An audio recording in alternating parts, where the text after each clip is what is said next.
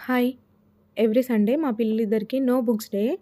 So, ఆ రోజంతా TV ముందు కాకుండా ప్రొడక్టివ్‌గా ఉండాలని నేను ఫార్మ్‌కి తీసుకొస్తాను. ఎందుకంటే మండే టు సాటర్‌డే స్కూల్‌కెళ్ళాలి, బుక్స్‌తో ఫైట్ జేయాలి. మళ్ళీ ఇంటికొచ్చాక మళ్ళీ హోంవర్క్స్‌తోనే డే ఎండ్ అయిపోతుంది. సో, సండే ఒక్కటి మాత్రం వాళ్ళకి నచ్చినట్లు ఉంటారు. నచ్చినట్లు ఆడుకుంటారు. నచ్చిన ఫుడ్ రిస్ట్రిక్షన్ లేకుండా తింటారు. ప్రతి సండే ఒక న్యూ అడ్వెంచర్ చేస్తారు.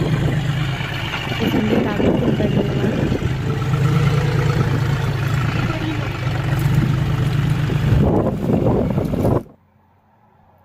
వీక్ డేస్‌లో ఇంట్లో 5 మినిట్స్ బుక్స్ తీసి చదివితేనే నిద్రొస్తుంది, అలసిపోతారు.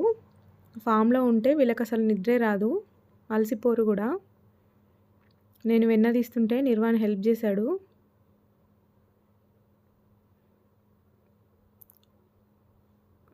నీట్‌గా చేస్తున్నాడు. టేస్ట్ చేశాడు. పుల్లగా అనిపించింది వాడికి. ఇలా ఫామ్‌కి రావడం వల్ల ప్రతి సండే ఫామ్‌లో ఏ సీజన్‌కి ఎలాంటి పంట వేస్తారు, ఎలాంటి వెజిటబుల్స్‌ని పండిస్తారనే ఐడియా వస్తుంది.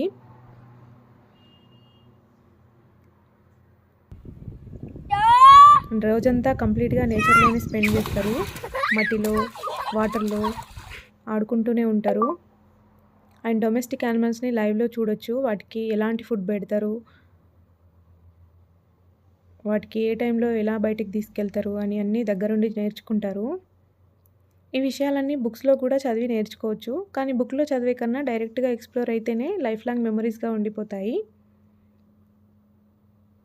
సో, ఫైనల్‌గా వెళ్దామంటే నిర్వాణ్ రానని ఏడుస్తున్నాడు. నానమ్మ, తాతయ్యని వదిలి. ఇంకా రానంటే రానని వాడు ఏడుస్తున్నాడు ఇక్కడే ఉంటానని. ఫైనల్‌గా వాడిని ఫోర్స్‌గా తీసుకొచ్చేస్తున్నాము. అక్కడ ఫ్రెండ్స్ అందరికీ బాయ్ చెప్పేశాడు. Thank you for watching. Bye.